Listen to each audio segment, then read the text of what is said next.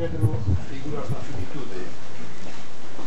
San Pedro non é a primeira vez que publica en Allovento, xa ten connosco varios títulos, Magripo 3, en colaboración con González Alegre e José María Álvarez Pácamo, Aristocracia imposible, o discurso político de Nietzsche, A violencia excedente, e tamén dúas traduccións de Alain Badiou, dun desastre escuro de outros textos, e outro título é Pequeno Panteón Portátil. Últimamente tamén colaborou connosco no Retrato do Colonizado, un libro de Albert Memmi, de próxima publicación. Na presentación acompañarán a San Pedro tamén os escritores Xavier Corgal e Xosé Luis Méndez Franco. Finalmente falará o autor. Muchas gracias.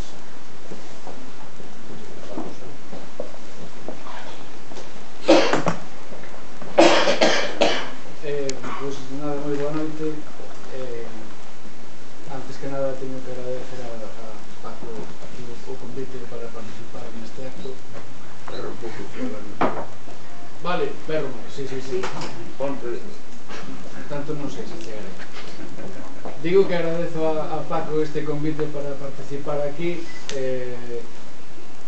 A verdade é que teño que apelar a vosa benevolencia porque eu non son filósofo, non? Ele empeñouse en que viñese aquí a falar sobre o libro e eu falo, por iso non é problema,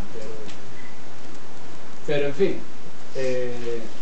o caso é que se alguén cree no azar, logo se van cumprir 2 anos da última vez que Paco e máis eu compartimos unha mesa pública, e foi xusto aquí en Vigo, no local do Boueva, e foi xusto ao redor dun libro que intentaba soster desde outro ángulo a mirada da morte.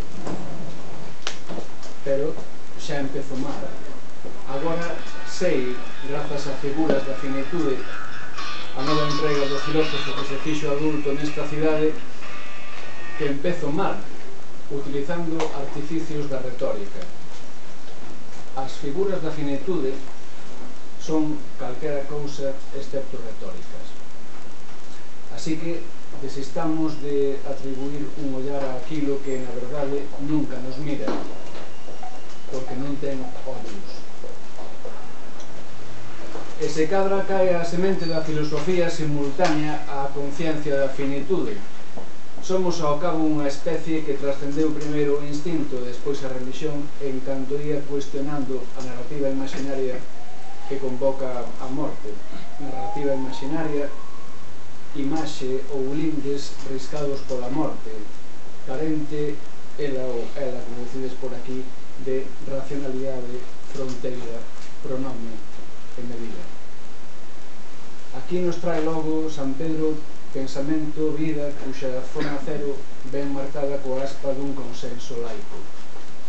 A determinación de que non se debe, di o autor, aquí pon a páxina, pero é a páxina que corresponde co PDF que eu manexaba, co libro vai ser outro, así que vamos a forrar o das páxinas. Di o autor, invocando Nietzsche, negar a morte mediante as fantasmagorías da outra vida, nin destruir a vida a través das forzas que actúan, das forzas de morte que actúan en nós. A morte non nos mira, non. No campo do pensamento, a morte non mira para estarrecer como o ollo que extrae a quelma do Percival e outras historias, nin xoga o xadrez como quixera o fermoso sarcasmo asinado por Berman, nin é sequera a desolación que filma Belatar en O cabalo de Turín. Cando a presentación aquela que nos xuntara xa acabo de contarvos no Boueva hai 2 anos, alguén citaba o epílogo da versión castelá da teoría estética de Theodor Adorno. Vennos moi ben repetir o que á volta de 1970 anotan os editores. Din, é esencial na filosofía toda de Adorno non querer extraer sentido algún das destruccións que acarrexa a morte, sentido que permitiría unha certa conformidade con elas. O ensaio de San Pedro levase ben coa advertencia de Adorno. Conforme o lemos, imos percibindo as liñas de fuga que sinalan o extremo perigo, sexa cal for a intención ou a cualidade do pacto de negociar coa morte. Ante a morte, isto xa o apunta o filósofo contra o remate a respecto da simbiose entre morte e capital. A morte non podemos convertela en signo que vai despregar, que despregaría a perversa capacidade de estar ausente e ao tempo significar, e mesmo normativizar a propia idea de significado. O que a física chamaba con respecto aos buratos negros horizonte de eventos ou punto de non retorno pode servir de modelo para comprender a mudez absoluta a que San Pedro escolleu enfrontarse ao escribir Figuras da finitude. El mesmo nos di que esta obra se forxou nun proceso arduo, unha tenzón con longas tesuras entre o desalento e o alento. A ciencia de finais do 20 aseguraba que a forza de arrastre da gravidade dun burato negro, materia colapsada sobre sí, non escapan nin a luz nin a máis cativa información en canto se reborda o punto crítico. Sospeito, ao pé desta metáfora, que desconfiaríamos en igual medida dun discurso contemporáneo fronte á morte que se presumise afillado dela como a doutro que se quixese a salvo guardándolle a distancia mediante a alegre fluidez argumentativa ou, aínda peor, caendo no enxeño. Precisábase equilibrio, nada fácil, entre razón e a torsión que deriva da proximidade ao silencio.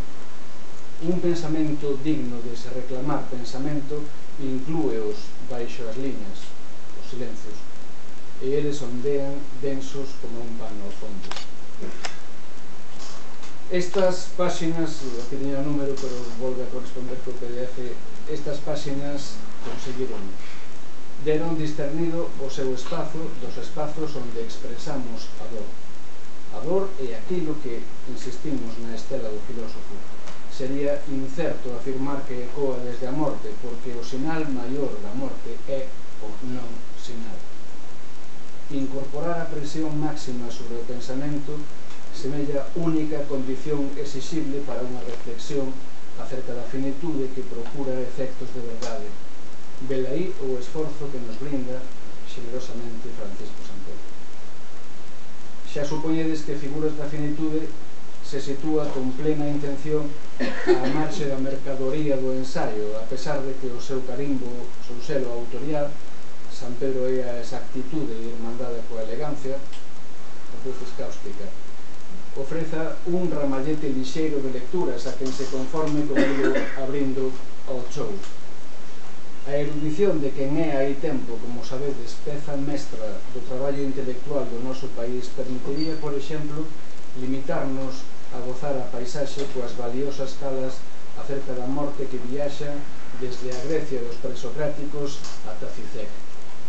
Mas esta obra, xulgamos, propón outra cousa que vai bastante máis alá de cada un dos chanzos onde quere ir asentando o pé. Se continuásemos o paseo do aparente, Figuras da finitude crecería con ritmo binario como crítica a confrontar dúas concepcións da finitude e o seu percorrido pola historia. As dúas concepcións avalarían en torno ao paradoxo. A primeira, como a lexión, só chegaría a exaltar a vida en canto se solda á consciencia mortal. A segunda postula que nada se pensa acerca do nada e, polo tanto, compre impedirlle a certeza da finitude de ser un límite que se desdobre impoñendo máis e máis límites. Visitamos outra páxina e esta vez é Hegel o que serve de lenzo para que Francisco San Pedro nos axude a tomar partido. E di: quen asume a finitude desaprende a ser un escravo, xa que o fundamento último de todo o poder é o medo á morte.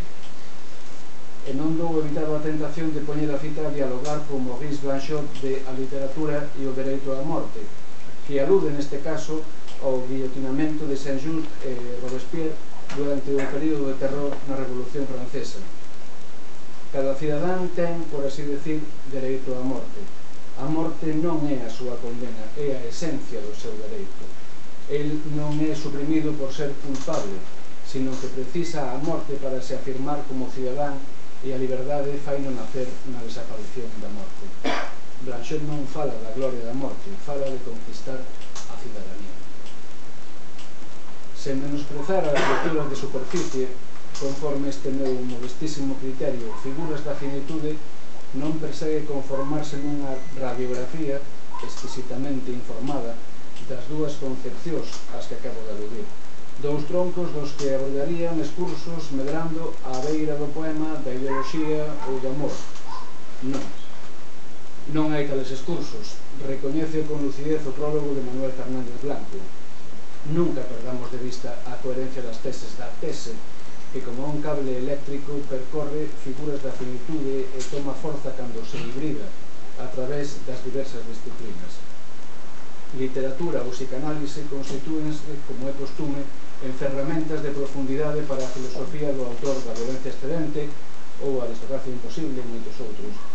Pero a serena tensión da obra non se detén a tomar aire valéndose de tales ferramentas. Antes, ao contrario, é aí, coidamos, onde se torna máis exixente e persoal. Enmarcado polos estralos do magisterio de Alain Badiou, é moi obvio que Figuras da finitude brilla tomando o pulso á cuestión nos tramos en que discute sobre como contra Heidegger, Spinoza ou Sartre. No entanto, a metodoloxía, digamos medio incursiva ortodoxa desas paraxes vai enfiada desde o inicio coa riqueza do outro tipo de materiais. É un prazer lector que se abra o abano con eles mentre aborda, por exemplo, o problema do indicible, xa saiu arriba Blanchot, acudindo á inmensa poeta de acento filosófico que deu ao prelo Carne de Leviatán.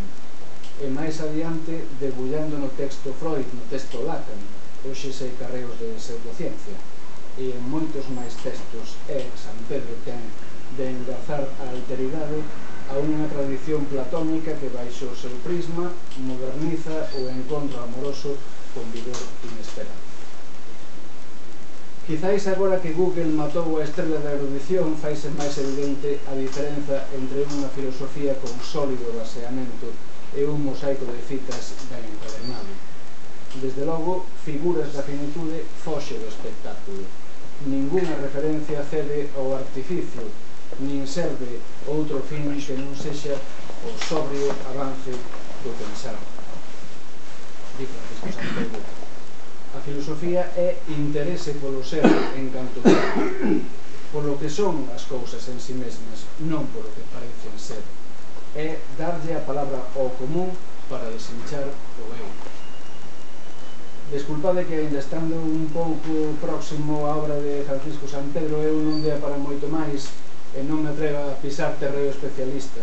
Por lo tanto, tampouco a sugerir liñas de cara a contextualizar este libro na súa produción, un labor que intuo xa comezaron a desenvolver as persoas adecuadas.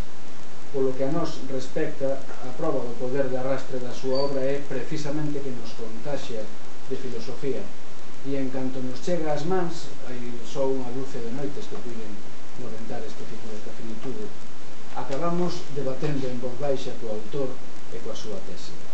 Serían incontables as preguntas para formularle a ele acerca dos relampos que nos suxire e chamar a atención, poño por caso, sobre o feito de que a primeira narrativa escrita da que temos constancia, a epopea de Gilgamesh, é a historia dunha persoa que descobre a morte a través do seu outro e se nega a aceptar a finitude.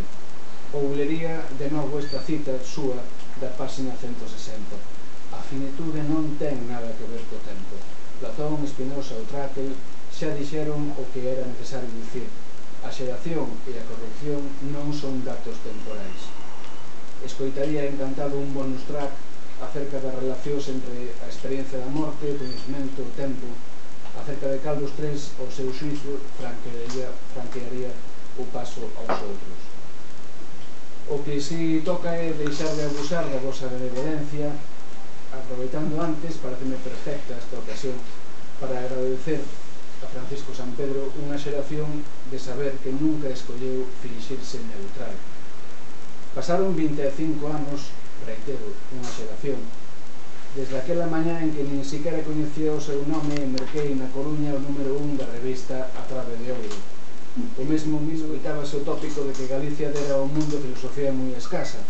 Eu escoitaba tertulias en que alguén lembraba a Francisco Sánchez, a Wikipedia dos Irmãos do Sur, asegura que naceu en Tui e, polo tanto, é portugués. E saía o folclore sobre a orixe de Espinosa e lamentábamos a morte temperá de Xoan Vicente Viqueira ou a distancia que nos separaba de Marzoa. Por fortuna, moi nomeadamente entre outros e outras grazas a Francisco San Pedro, se foron tramando unha chea de cousas intelixentes nesta xeración. Nelas se educaron filósofos e filósofas en maior número que nunca e agora sai na prensa Rebeca Baceiredo, por ter un caso, e léese con naturalidade. Non quero decir que Ramón Piñeiro e Sere Tempo e Brial non fixesen filosofía. O caso é que ao último cuarto de século de intervención política e intelectual resultaríalle imposible borrar o nome de Francisco San Pedro. O que significaría, sería demasiado grande. Celebramos que coide un pouco a que en o lemos se publique, por fin. Canto máis estupor, máis filosofía se reclama. Ben o sabe o Ministerio do Interior, do cal Alonce é apenas o brazo político. Precisamos liñas como as que seguen no idioma do pensamento, de novo pan. Fronte á antropoloxía do ser para a morte e contra calquera concepción romántica do infinito, compre opor unha antropoloxía onde se pense a existencia sen finitude, como unha consigna liberadora que disocia o existir da súa atadura ao significante último da submisión, que é precisamente a morte.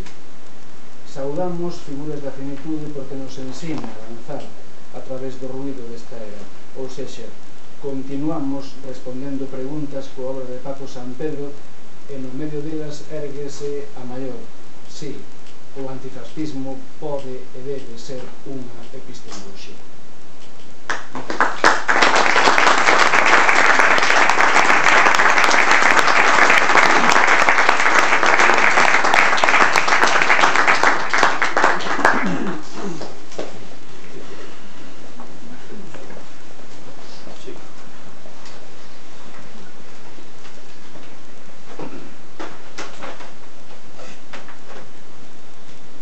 Amigas e amigos, fólgome moito de marchar aquí participando na presentación do libro Figuras da Finitude de Francisco San Pedro. Participación esta miña absolutamente improcedente.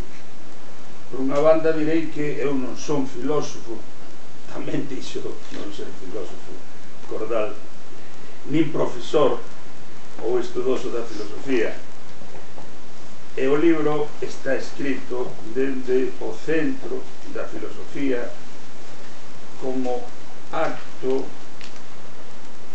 de radicalidade máxima da humana razón,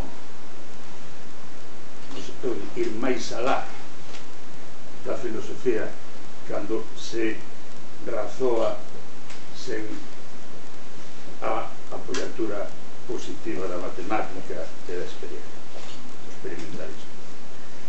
E aínda por cima acontece que eu non tive vagar un día só para ler Figuras da Finitude con tranquilidade suficiente, ou mellor dito, apenas pude darlle unha rápida vista de ollos, demorando, iso sí, en páxinas e pasaxes que reclamaban especialmente a miña atención, e iso fíxeno moi golosamente e con moita fruición.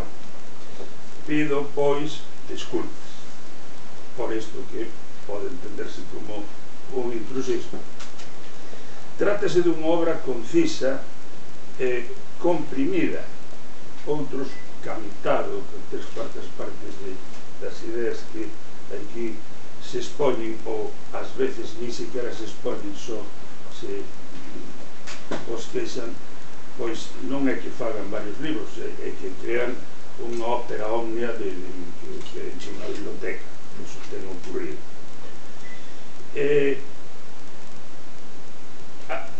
Ainda que está comprimida, foi escrita con elegancia de estilo, como xa Cordal dixo.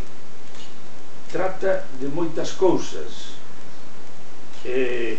asuntos que se organizan alrededor do tema da finidade, da finitude dos humanos, da miña morte, trata o libro, da condición mortal de cada un dos presentes. E para min trata moito do sentido da morte que teñen os filósofos, da temporalidade, pois, certamente, eu así o creo, da verdade absoluta. E a verdade absoluta é indiscutible, é que cando saiamos por esa porta estaremos todos máis próximos á nosa morte de cando entramos. Eso é verdade.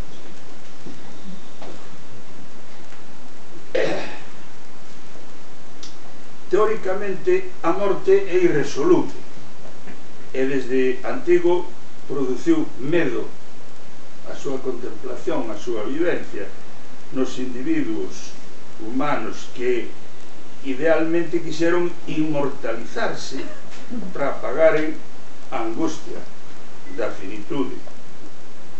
Parece ser, e Paco digo varias veces, que complexións neuróticas teñen exacerbado ese sentido ainda hoxe. Durante milleiros de anos o home ignorou a súa orixe e a evolución das especies como teoría científica. Teoría de evolución que só acaba de comenzar agora, e evolución que aínda non produciu, que eu saiba, filosofía. Formado nos días do existencialismo e do pensamento fortemente antropolóxico, a miña xeración leu filósofos contemporáneos que pensaban a morte, que pensaban desde a morte, que pensaban que estaban respiraban os pazos da morte, aínda que a filosofía moral antiga, Epicuro e a súa inmortal exposición poética de Rerum Natura xa se preocuparan de conxurar e tratar de eliminar o medo á morte como condición para vivir en paz e para vivir lonxe da crenza nos deuses, lonxe da religión. Neste sentido, Francisco San Pedro practica neste libro dúas profundas incisións na filosofía da primeira mitade do século XX, que colocara no seu centro de atención o home e a morte.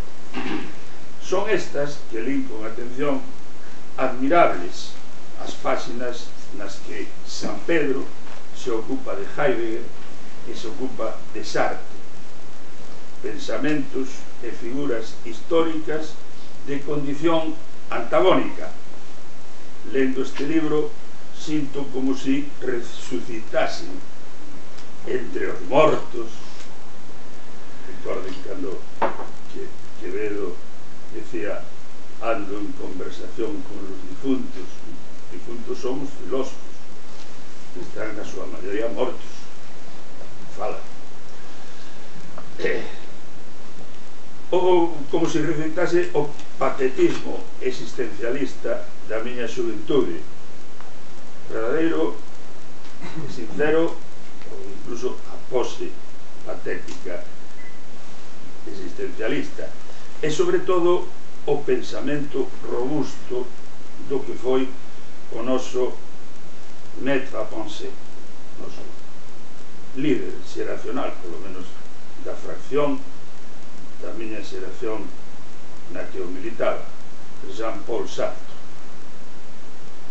Mailo, filósofo que escolleu en Galicia como guieiro o pensamento antagónico do noso, o pensamento galeguista reaccionario pro-occidental e anticomunista, ou seja, Martin Heidegger. Esta é unha época diferente a da miña mocedade. Nesta época, percibo un certo triunfo epicúreo. Eu percibo, non digo que sea verdade, un certo triunfo epicúreo do individuo desalienado culturalmente, un triunfo dese individuo sobre o medo e a angustia, o saberse temporal e finito. Se cadra a filosofía, poida que faga San Pedro algún día, se verca a conceptualización filosófica do fenómeno evolutivo da vida, que está fundamentado na morte.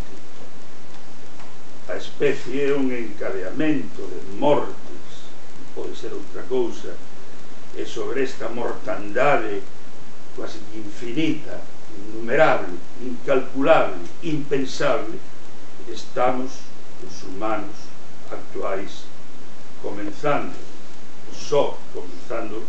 a nos decatar de que a evolución nos situou nun lugar no que dispoñemos de linguaxe con dobra articulación, no que se conxugan suxeito e predicado que serven, entre outras cousas, para escorrentar o medo á morte mediante o exercicio da razón, ou sexa, da única libertade posible. A filosofía pode xa, sobre os datos que a ciencia da natureza, as ciencias da natureza van estructurando en sistemas de representación irrefutáveis e verdadeiros desde o século XVII ainda XVI, pode ver con ollos novos xa o home prelingüístico, quasi que inconcebible, prehumano, atrás del o percurso dos mamíferos e dos batracios e os saurios e así ata chegar a célula primixenia, o primisenio latexo dos primeiros protoplasmas, o intre casi que inconcebible, pero que existiu, no que o primeiro núcleo celular se constituiu e se extindiu e comenzou a reproducción da que nos somos última consecuencia da vida. E así pasar as materias e enerxías en mutación constante do cosmos. Morren os individuos, perecen as especies ou transformanse, as estrelas estoupan, as galaxias expándense e todo se move e todo é materia. E a nosa morte individual é unha colosal morte cósmica desde sempre e probablemente para sempre. E nós formamos parte, as nosas individualidades forman parte dese caos universal no que o existente se reconstruye e renace. A morte forma parte dese caos orden e, por lo tanto, a vida é así. Naturalmente, este é un chamamento á filosofía para que frecuente os camiños do materialismo dialéctico que aínda non frecuenta. O libro Formas da finitude é sistemático, aínda que non o aparenta demasiado, e explora con sabiduría non neutral nin tampouco erudita. Perdade se algunhas cousas estou dicindo mal, algunhas cousas que dixo antes de acordar. As figuras da morte trata da contradición non dialéctica, da inmanencia, da pulsión, do principio da alteridade sobre alteridade, que atinxe concepto que atinxe non só ese capítulo cando leades, sino a todo o libro, como se di agora de forma transversal. Perdón pola palabra horrorosa. Está agora mesmo este concepto de alteridade a cruzarse no pensamento, nos pazos e nas subjetividades de todos os presentes. Esta é a alteridade. Esta é unha práctica da máis nobre alteridade que estamos facendo agora, nestes momentos. Como ven vostedes, eu non estou analizando o libro de Francisco San Pedro, que non estou capacitado para facelo, nin o lín con suficiente detenimento. Estou, sí, influído por él, estou dialogando con él, estiven dialogando con él, estiven discutindo con él como Cordal, ceibando pequenas, él conferiume, fixo que ceibase, pudese ceibar algunhas pequenas faíscas que eran ideas que foron en realidade provocadas por él. Alén do discurso de agora do Xavier Cordal, como saben, é mente alta, é poeta radical, eruptivo, abisal, o achuspato que se invoca felizmente no libro. Vostedes poden ler con proveito o prólogo excelente de Manuel Fernández Blanco, construído basicamente desde a psicoanálise, desde o seu ángulo propio, que é o ángulo do pensamento do psicoanálise. Dado que unha das fontes vivas do pensamento de San Pedro como home do seu tempo é Freud e a psicanálise, o prólogo resulta acaído e, pola miña parte, moi benvido, porque tamén me axudou e me serviu para eu procurar algunhas faíscas ou fragmentos de idea que ni siquiera están aquí. Dixemos xa que ao finalizar Figuras da finitude, o autor se alonga na dimensión teórica, non sei se o dixemos ou non, pero sí, alóngase na dimensión, ou incide na dimensión teórica do amor, do fenómeno do amor. Escribe San Pedro: compre constatar un paradoxo. Isto para mí é importantísimo. Compre constatar un paradoxo. Na historia da filosofía apenas se trata do amor en tanto acontecemento do encontro, senón que casi sempre como un epifenómeno do sexo, contrariamente á morte, considerada exhaustivamente. Se isto é así, todo parece indicar que é así, se o amor move o mundo, se o amor move boa parte da literatura do mundo, se o amor nos move permanentemente a todos, se o amor é o que dixo o Epicuro que era, e o que dixo o que dixeron Heráclito, o que dixeron todos os clásicos que era, porque a filosofía, cando madurece e se despega do mito e se comeza realmente a facerse profunda, sistemática, non trata a fondo do amor, e si da morte.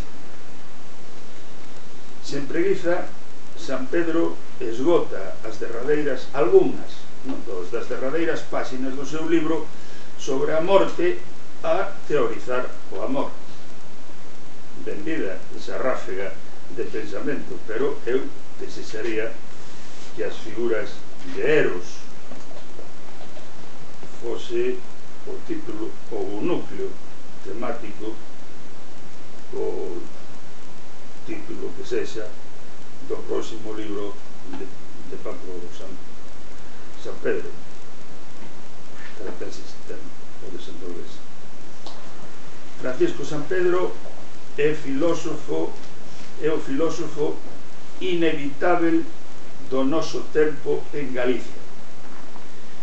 E el me disculpará que lle pida palabras emprestadas a noso mestre Sartre. Nos seus libros sobre a ideoloxía, sobre a violencia, sobre o irracionalismo, sobre Nietzsche, en infinidade de artigos, ensaios, traduccións,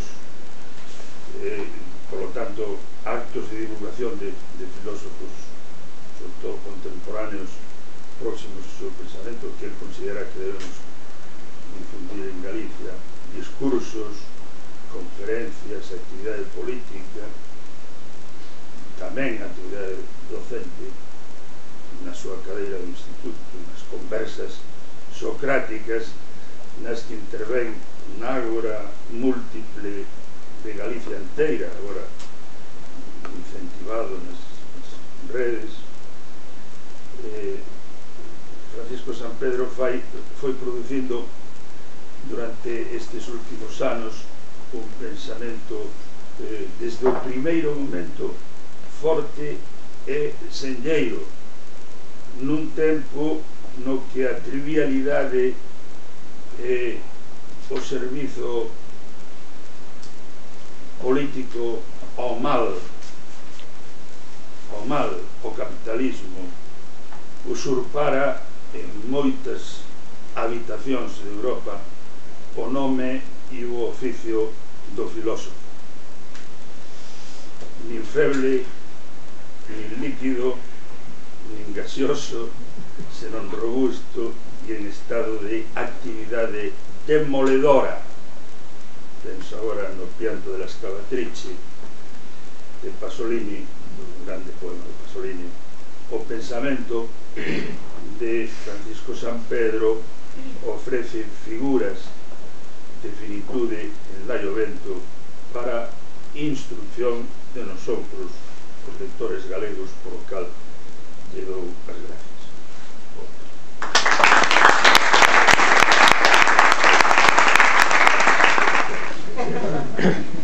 Porque se estes dous señores e amigos íntimos que me acompañan di que non saben filosofía, pregunto quen sabe, non?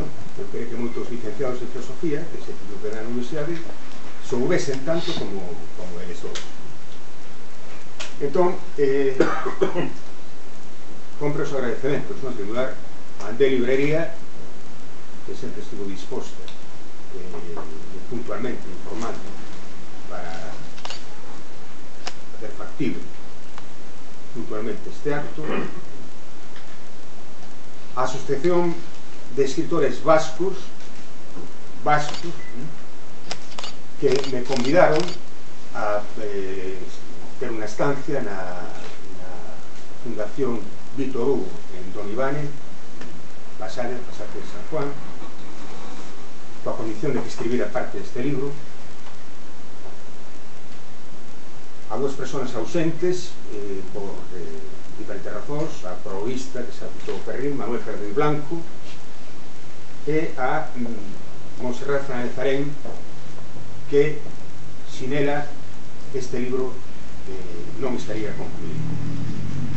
Outra razón, que ela non está aquí porque está emigrada, fronto desa maridaxe perfecta que é con o colonialismo como modo de produción capitalista. Gracias, por suposto, a Laio Vento, que tamén celebramos o 25 aniversario. Hai casualidades na vida, na existente, que son realmente bonitas, non? Coincido o 25 aniversario de Laio Vento con o 25 aniversario da Trave de Ouro. Gracias a Pepe Carreiro, que sempre me apoiou continuamente nos libros, maioritariamente que escribín para esa editorial, e con a súa paciencia enorme de chamadas telefónicas de última hora, etc. Se recordar que decir, non? Decir, Alonso é un gran poeta e un gran lector de filosofía, e fora esas falsas modestas por parte de todos. E a partir de non agradecer especialmente porque nós os que estamos aquí na mesa, non? Habitamos en Vigo, pero que el veu desde Lugo exclusivamente a acompañarme na prestación. Eu creo que foi a primeira vez que a saber Cordal, que o coñecía de antes, pero, se non calculo mal, xa falei do proxecto deste libro nunha visita que fixemos a Ouces, non sei se é Concello de Bergondo de Sala, a depositar unas flores na tumba de San Vicente de Iqueira, que, como recordarás, estaba aillada, ahora parece ser que non, pero estaba aillada do cementerio de Segrado, que desastre como se ese, non? E que decir eso de Manuel Ferrín, non? Que sempre me acompañou nos meus proxectos intelectuais, sempre, e motivándome positiva e a máis críticamente, que de eso se trata, eso que posúe un valor efectivo, o diálogo e a discusión, e de eso sempre se tira algo para adiante, que é o que permanece. Se me permiten, vou a ler son unha pouca cousa, se estamos a tempo, que ten que ver con este libro, claro, que por eso presentamos aquí. Ten dito Nietzsche que a filosofía non é máis que unha relación de memorias incompletas. Iso pode ser certo en algúns casos, ou en algúns textos, en algúns casos persoais, ou en algúns textos, ou con seguridade en algúns fragmentos. Pero, desde logo, non é certo en xeral. A proposición nietzscheana non posúe en absoluto valor de cuantificador universal. Porén, tratándose da cuestión da finitude, resulta obvio que a óptica, desde que cada un fala, inclúe necesariamente unha ecuación persoal. O discurso sobre a morte comporta todo un conxunto de claves individuais que fan imposible ofrecer un denominador común para a totalidade dos existentes. Isto é o que pretendín expor ao longo deste libro. A idea do mesmo naceu hai moito tempo e foi elaborándose con moitas interrupcións obrigadas de por medio. Confeso que é unha sorte de débeda este libro, unha sorte de asuste de contas, máis con respecto á fenomenoloxía, disciplina na que me formei, que con opción puramente persoal. Wittgenstein afirmaba que existe no home a pulsión de lanzarse contra as fronteiras da linguaxe. Por exemplo, no abrallo experimentado ante o feito de que algo existe. Tal abrallo non pode expresarse baixo a forma dunha cuestión, igual que non comporta en absoluto unha resposta. No entanto, Aristóteles situaba a orixe da filosofía na taumasía, no estupor, no sentido forte do término, e iso é o que fai que nos lancemos precisamente contra as fronteiras da linguaxe. Niso precisamente pode consistir unha ética, ao meu xuízo. Unha ética que impele a filosofía, contrariamente á derradeira proposición do Tractatus de Wittgenstein, a falar justamente verbo do que compre guardar silencio. Por outra parte, é necesario afirmar que a nosa cultura ten franqueado a soleira a partir da cal reconhecemos a nosa modernidade o día en que a finitude foi pensada dunha referencia interminable consigo mesmo. Doutro xeito, seguindo Rousseau da psicanálise, diremos que a morte é o que se manifesta como condición de posibilidade do saber sobre a vida. Isto en filosofía, queres ou non, supón de xeito feble ou forte, implícita ou explícitamente, unha meditación sobre os límites. E sobre o límite que se nos mostra como máis comprometedor cara a unha decisión sobre a propia existencia. A cultura moderna pode pensar o home a causa de que pensa o finito a partir del mesmo. As cousas finitas están indicadas polo seu límite, pola súa negación, de modo que o non ser constitúe a natureza, o propio ser daquelas. Sen embargo, tal negación non é exactamente asimilável á proposición hegeliana segundo a cal a hora do nacemento coincide ou é a hora da morte. Porque se a vida é algo, é precisamente tras ectos, aínda que a marca da finitude este agravada fundamente no ser humano. A liberdade propia deste é inseparável, xa que logo da súa conciencia da finitude. Do que aquí se trata, como se pode presupor, non é da morte biolóxica, da morte clínica. Trátase da finitude como tal, como se nos presenta ante a conciencia de existir. En este caso, a diferenza coa que a morte se contempla desde a filosofía remite ás múltiples diferenzas que devenen, a súa vez, de múltiples variables: a educación, experiencias vividas, a relación co desexo, fundamentalmente, seguindo tamén no Rosel de Freud. En canto tal, a conciencia da finitude está íntimamente vinculada co máximo grau de individuación. Por outra parte, ligado co dicto, a morte non debe no obxecto de discurso filosófico máis que cando se amosa como a miña morte, como a morte de cada quen, como a posibilidade inelutável da desaparición. O enunciado filosófico non se asimila nin deriva da positividade científica nin da visión poética, senón que expresa a tensión entre os opostos finito e infinito. Que son figuras da finitude? Ferrin as citou. Son aspectos integrantes do pensamento sobre a morte. O gran pensador marxista Friedrich Jameson, falando da distinción entre a dor de existir e a dor ante a morte, empregou o termo formas da finitude, referíndose nun contexto diferente, ben que diferente ao noso, a dor da existencia coa que nos enfrontamos cada vez que cesa o desexo, non a desaparición, sino que cesa o desexo. E chaman figuras e non formas. A morte repele as formas. Só podemos chegar a pensala ou a intuíla, porque impensável, a través de figuras, a xeito de imaxes que nos chegan a dar conta de algo cuxa expresión está interdita de por sí. Formas en contido, nisto consiste a finitude do ser. As figuras que neste libro se proponen, reitero, iso Ferrin, son fundamentalmente a contradicción non dialéctica, o que Roland Barthes sobrancea nun magnífico libro, La Chambre Claire, La Cámara Clara, que é un libro sobre o do, sobre el duelo, indialéctica, a inmanencia, a pulsión e o principio de individuación, que cando é observado ese principio é cando máis estamos suxeitos ao imperio da pulsión tanática.